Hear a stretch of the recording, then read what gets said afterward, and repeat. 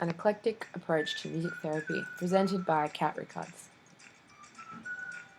This is an eclectic approach to music therapy with a basis in humanistic psychology grounded by resource-oriented model using strength-based practices and Nordoff-Robbins creative music therapy. So tell me a bit more. What's the inspiration here? Humanistic psychology, started by Abraham Maslow and Carl Rogers, handles the ideas and values of human life. A strength-based practice recognizes and utilizes existing capacities as an individual.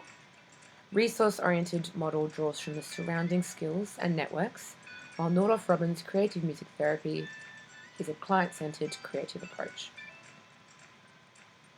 Humanistic psychology relates to the values, goals, and motivation of human beings. Humanists believed they had an ethical duty to care for humanity and personal liberty, whilst using science in a rational and creative manner. It emphasizes our natural desire to want to learn. Its value-driven theory encourages empowerment. What am I capable of? It allows individuals to take control and center on our own experiences.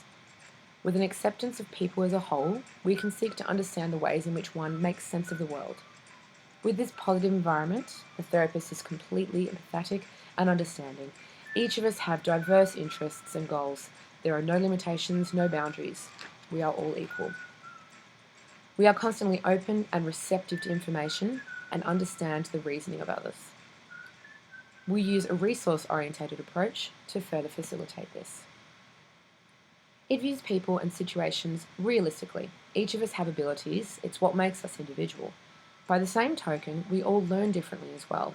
Our eclectic method acknowledges this. The therapist facilitates and focuses on the abilities of the client, stimulating and developing their strengths. Although this orientation has a history within music therapy, more recently it has been developed as a more specific approach.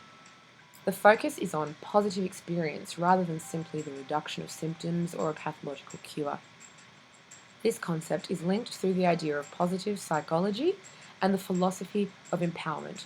It involves getting into a mutual and equal collaboration. The emphasis on the relationship of a client and therapist, as well as individuals and society. Both simultaneously build on the values of democratic participation. By focusing on the resources of a client, for example, their personal and musical strengths, their social networks, cultural influences, musical skills, it makes it stimulating for the client, allowing constructive work with potential for problems to be unfolded and observed by the therapist. A strength-based approach is a deeper look at the resources that are available to the person.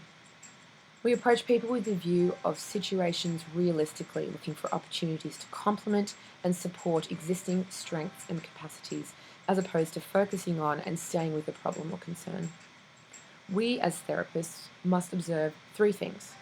A person's learning is dynamic, complex, and holistic. A person demonstrates learning in different ways. And we must start with what is present, not what's missing. Our resources can include the skills, repertoire, singing and instrumental ability, access to music making, choirs, and even music technology. These resources are significant to the therapist in assessing and evaluating the client. The focus for us will be what a person is already capable of doing. What are their abilities? Make them the center of attention. By maintaining an understanding, being receptive to the information projected, we can share with our clients a co-appreciation of their abilities, leading to the construction of a trusting and caring relationship, which allows for the foundation of learning and healing. Finally, to further facilitate and grow in our therapeutic relationship, we observe the practices of the Nordoff-Robbins approach to music therapy. Nordoff-Robbins believed in an awareness of self. Their musical assessments are reflections of an individual in relationship to the world and to themselves. So when a client develops a musical awareness, they are developing their own toleration and enjoyment of human experience. Thus, positive experience through musical communication is identified. The connection between music and self-realization can finally be felt. Nordoff-Robbins uses a client-focused collaborative process to achieve this, whereby using musical improvisation as an expression, behavioral and emotional manifestations can be a reflection of the inner dynamics, structures, and strengths. So when we consider all of these qualities, what does it mean? What's the common link? All of these approaches, there's focus on the person as a whole, there is opportunity to recognize skills, to develop, create, and express. There's an opportunity to address and set goals. There's connection to build and to communicate. By focusing on the client, we build relationships in a positive environment. We utilize the strengths and skills within each individual to encourage and develop confidence, allowing for positivity and a new level of self-awareness to blossom. The opportunity is endless. The stages I see, we recognize and develop on the skills of the client, over time, allowing us to build a therapeutic relationship, connecting on a personal, more spiritual level.